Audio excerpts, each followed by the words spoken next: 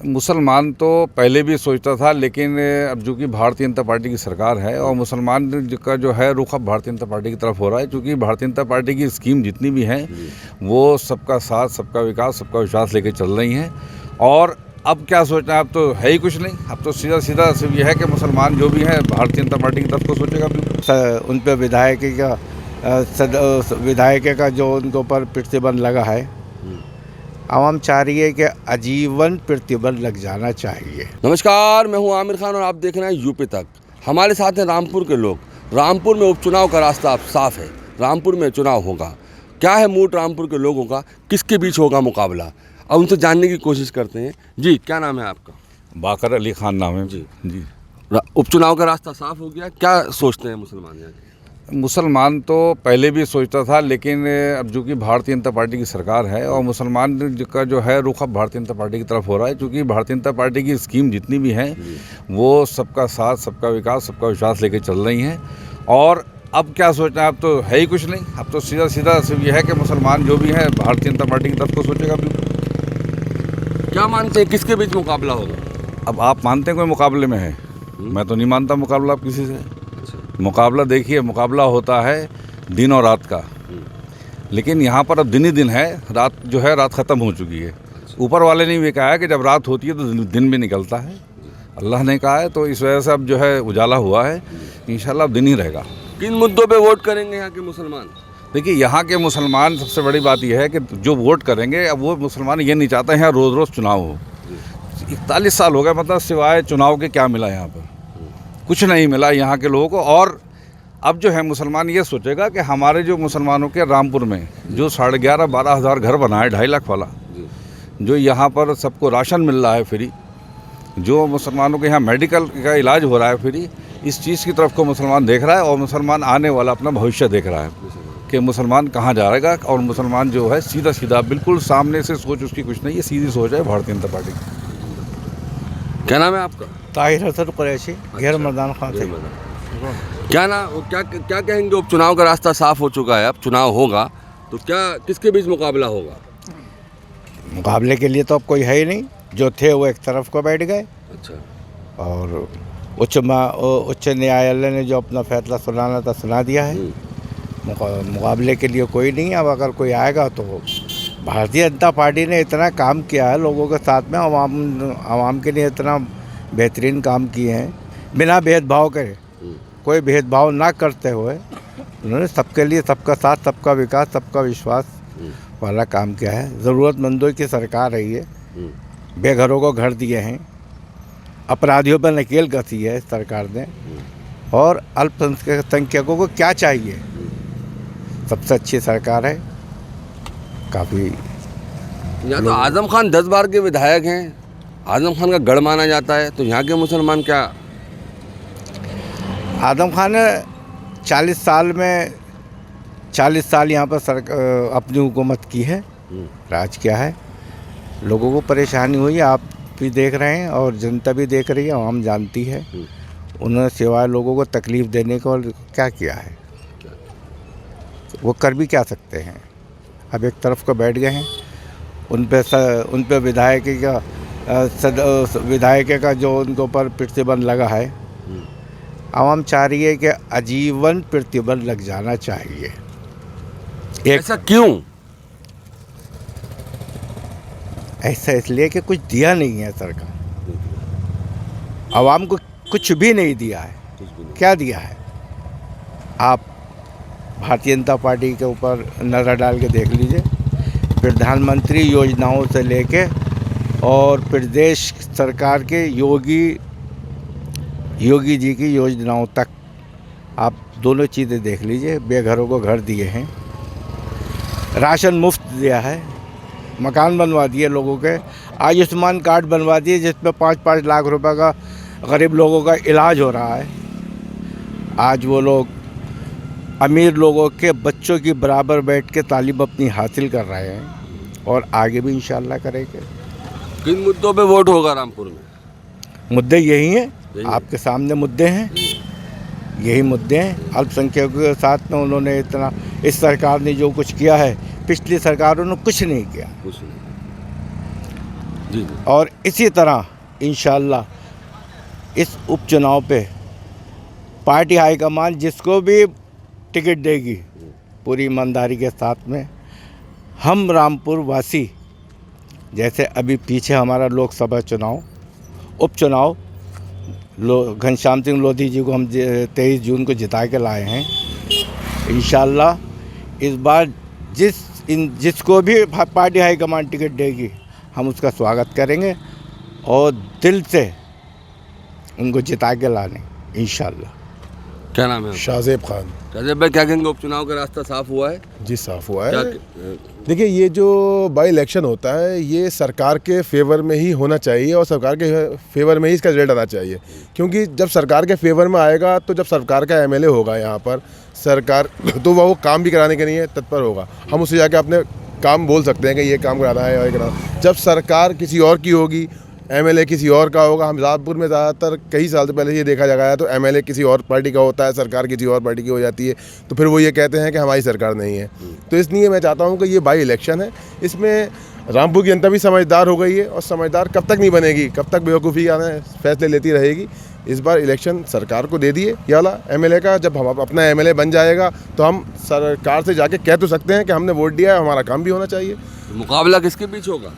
मुकाबले में कौन है आप खुद देख लिए, कौन है मुकाबले में? आजम खान का गढ़ है ये। नहीं, गढ़ है तो आपने अभी देख लिया, उनके ऊपर तो कुछ आरोप वगैरह लगे हैं, ये सब लगे हैं, तो अब तो इलेक्शन में ही लड़ सकते हैं। तो अब उनके अलावा कौन है? आप किसी को खड़ा करना बेवकूफ़ी होगी, और नहीं लड़े तो अच्छा है किसी को भी। शुक्रिया जी साहब। क्या नाम है आपका? जी, मेरा नाम मजहर रामपुरी है। मजहर रामपुरी साहब, क्या कहेंगे? उपचुनाव का रास्ता साफ है अब? बहुत अच्छी बात है, और चूँकि ये उपचुनाव कराना और चुनाव के कराने और नहीं कराने से सरकार के मुनाफे और नुकसान का लेना देना है, तो चुनाव होना चाहिए और इसमें सरकार के फ़ायदे की बात है। बाकी ये कि उनका जो काम है वो अहले सियासत जाने। मेरा पैगाम मोहब्बत जहाँ को पहुँचे, तो मैं तो एक साहित्यकार हूँ और उस अदबी शख्सियत की हैसियत से आपसे रूबरू हूँ, तो जो सबका फ़ैसला हो वो बेहतर होगा। और बाकी लोग जो भी सोच रहे हैं, मुकाबला जिसके भी दरमियान होगा ये आवाम का फ़ैसला होगा। किसी हरीफ को भी कमज़ोर नहीं समझना चाहिए और जो आवाम फ़ैसला करेगी वो बेहतर होगा। जी। तो क्या आजम खान का गढ़ है रामपुर, मानते हैं, उपचुनाव हो रहा है, तो किसके बीच मुकाबला, आप टक्कर किसकी मान रहे हैं? अब मुकाबले में तो देखिए कोई मोतबर नाम और नज़र नहीं आ रहा है। बाकी अब इस वक्त का जो तकाज़ा है, जो जिसे आवाम मुंतखब करके अपना नुमाइंद किसी ना किसी को तो अपना प्रतिनिधित्व कर चुन के भेजना ही है ना, और उससे मुनाफा भी होगा अगर वो सरकार के मुताबिक होगा। गैर पार्टी का होगा तो जाहिर सी बात है उससे बहुत सारी परेशानी होती है, वो मजबूरियों का सहारा लेते हैं कि हमारे पास कोई ताकत का वो नहीं है जो हम तुम्हारे काम करा सके, तो पार्टी का जो एमएलए होगा वो यकीनन हमारे काम आएगा। जी। जितनी सब कुछ बीच अभी रामपुर में हुआ, आजम खान को लेके सारी कार्रवाइयाँ हुई और ये विधाई की गई, उपचुनाव की घोषणा हुई, फिर वो सुप्रीम कोर्ट गए, सारी सब चीज़ आपकी नज़र में है, इस पे लेके कुछ आप कहेंगे? कुछ शेयर में कोई बात अगर कहना चाहें? देखिए साहब, दौर तो सबके हैं और आते जाते रहते हैं। किसी का भी दौर जो है वो कभी हमेशा नहीं रहता है।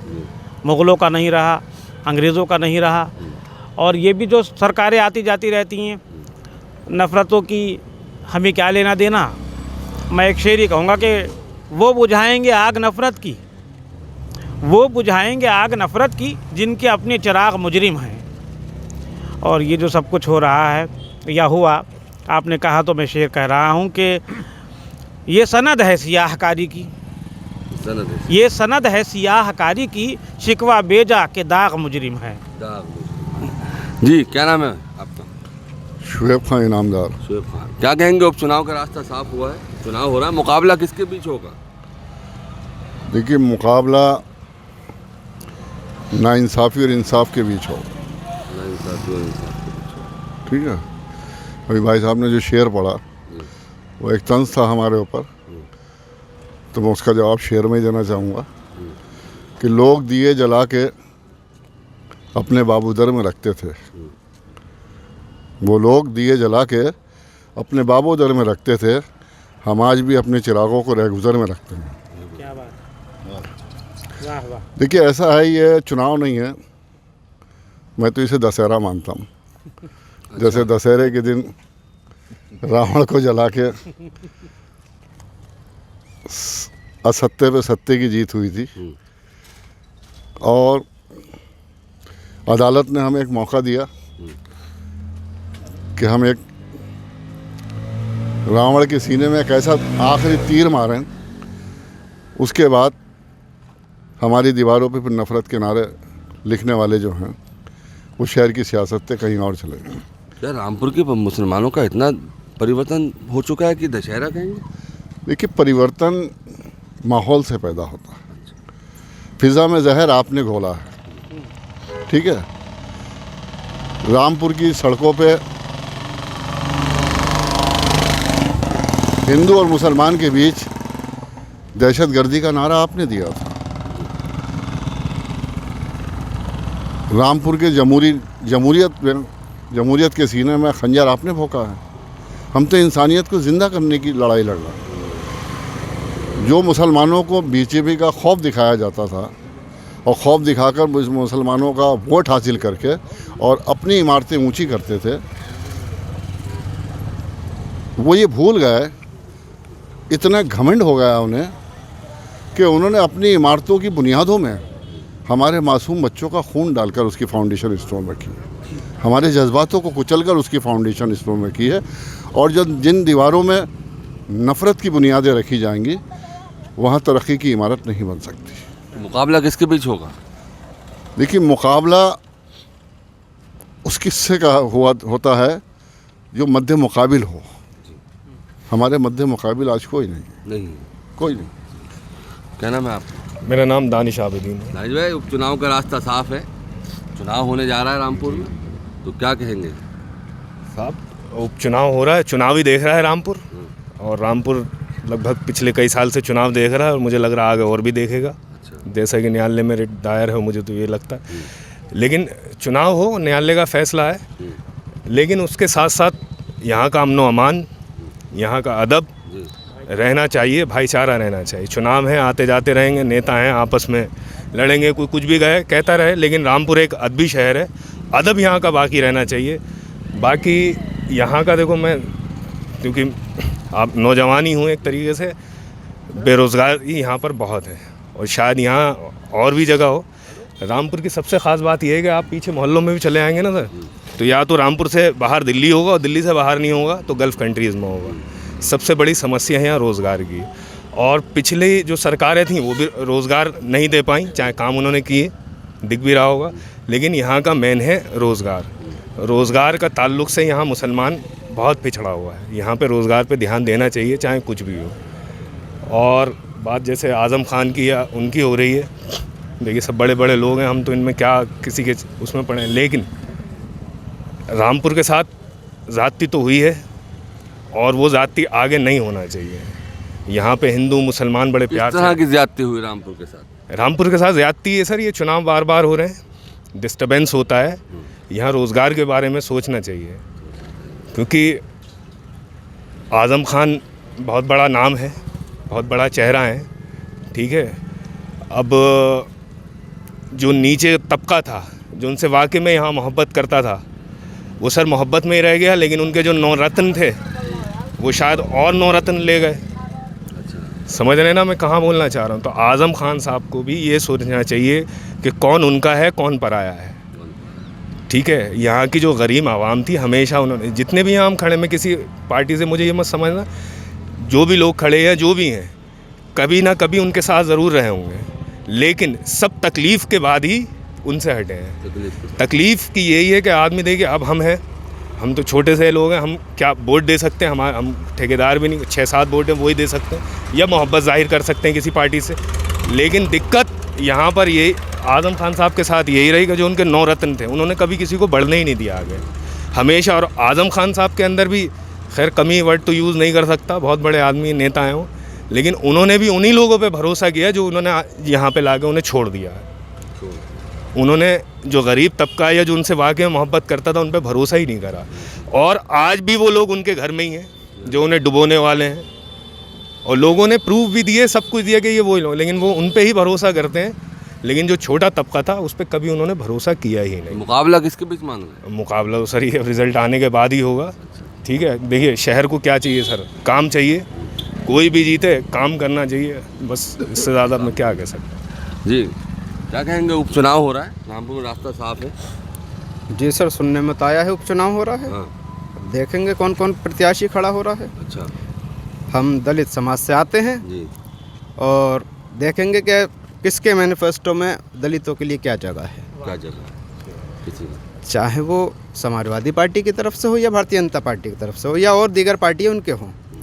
अब पहले हम अपना देखेंगे कि हमें कौन समझता है, क्योंकि दलितों को तो सिर्फ वोट बैंक समझ के छोड़ दिया है। वोटों के टाइम पे इस्तेमाल करा, बाकी उनसे कोई लेना देना नहीं। लेकिन अब हमें तो ये देखना है कि जो हमें राजनीतिक हिस्सेदारी देगा, राजनीतिक भागीदारी देगा और दलितों के सम्मान की बात करेगा, पूरा दलित समाज उसको वोट करेगा।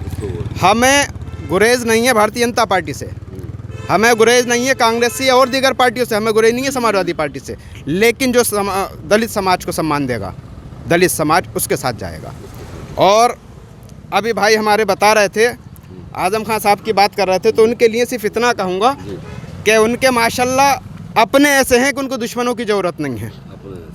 उनके पास अपने इतने काबिल हैं कि उनको दुश्मनों की ज़रूरत नहीं है, जो आज इस कंडीशन में ला के पहुँचा दिया है। क्या नाम है आपका? मेरा नाम मंगेश भारती है। मंगेश भाई क्या कहेंगे, उपचुनाव का रास्ता साफ हुआ? साहब उपचुनाव ये हमारी बदकिस्मती है रामपुर वालों की, जो बार बार उपचुनावों का सामना देखना पड़ रहा है। इससे सरकार का तो पैसा खर्च होता ही है और मिडिल क्लास का, सामाजिक लोगों का भी नुकसान होता है। तो ये चीज़, ये बार उपचुनाव नहीं होना चाहिए। अब किसके बीच मुकाबला मान रहे हैं आप? भाई किसके बीच मुकाबला? भारतीय जनता पार्टी का विपक्ष कौन है? भारतीय जनता पार्टी का विपक्ष समाजवादी पार्टी ही है, तो चुनाव भी उसी से ही होगा। और जाहिर सी बात है, इंशाल्लाह 40 साल होगा आजम खां को यहाँ से जीतते हुए, फिर उनकी सीट जीतेगी, चाहे वो खड़े हों या ना खड़े हों, लेकिन आजम खां ही की सीट जीतेगी। क्योंकि आजम खां एक नेता नहीं, एक ब्रांड है। आजम खां एक नेता नहीं, ब्रांड है, और इंशाल्लाह वही जीतेंगे। शुक्रिया। तो ये हमने रामपुर के लोगों से बात की, चुनावी मुकाबले का मूड जानने की कोशिश की। रामपुर से आमिर खान, यूपी तक।